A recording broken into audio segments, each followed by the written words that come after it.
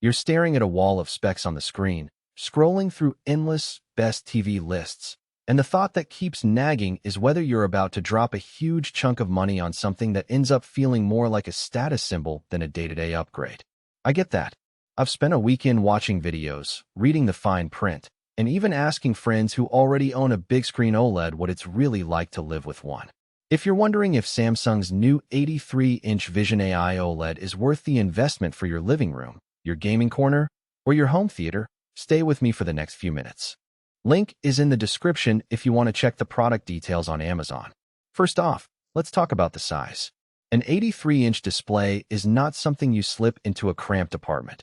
It's a piece of furniture that reshapes the whole room. The TV sits on a fairly wide stand, but the real magic comes when you wall mount it. The Visa pattern on this model is generous enough to accommodate most heavy-duty mounts, and the built-in Vision AI calibration actually helps the TV adjust its picture based on the lighting in the room once it's up on the wall. That means you don't have to spend hours fiddling with brightness or contrast after installation. The TV reads the ambient light and nudges the panel accordingly. For anyone who wants a cinematic feel without the constant need to tweak settings, that automatic tone mapping is a genuine time saver. Now, what does OLED bring to the table beyond the usual hype? In a practical sense, the deep blacks are noticeable when you're binge-watching a series with a lot of nighttime scenes, like Stranger Things or The Witcher.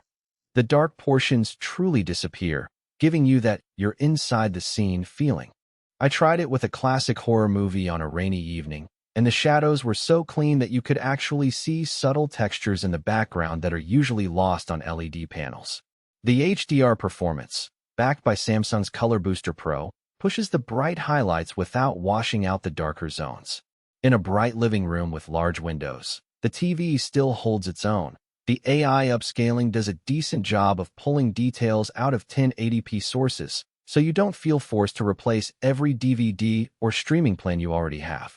If you're a gamer, there's a specific set of features that make this TV more than just a pretty picture. The premium gaming pack includes low input lag, a 120Hz refresh rate, and variable refresh rate support. I tested a fast-paced shooter on a next-gen console, and the response felt immediate: no ghosting, no stutter, even during rapid camera swings. The AI processor, NQ4 Gen 2, isn't just for upscaling. It also analyzes motion frames and reduces judder on non-native 60Hz content, which is a subtle but welcome touch for people who alternate between gaming and watching sports.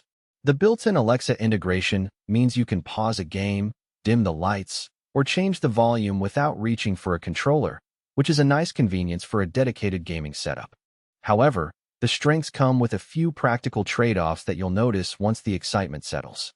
First, the price point is high, and while you're paying for the OLED panel and AI features, you're also paying for the sheer size. If you already have a 65-inch 4K LED that you're happy with, the visual jump to 83 inches is impressive, but not necessarily life-changing, especially if your viewing distance is under 8 feet. OLED panels also have the notorious risk of burn-in, which is less of a concern nowadays, but still worth mentioning. If you tend to leave static logos on the screen for long periods, think news channels with persistent tickers, or a gaming HUD that never disappears, over time you might notice faint ghost images. Samsung includes a pixel refresher mode that runs during off hours, but it's something to keep in mind if you plan on using the TV as a digital signage board. Another hidden cost is the power consumption.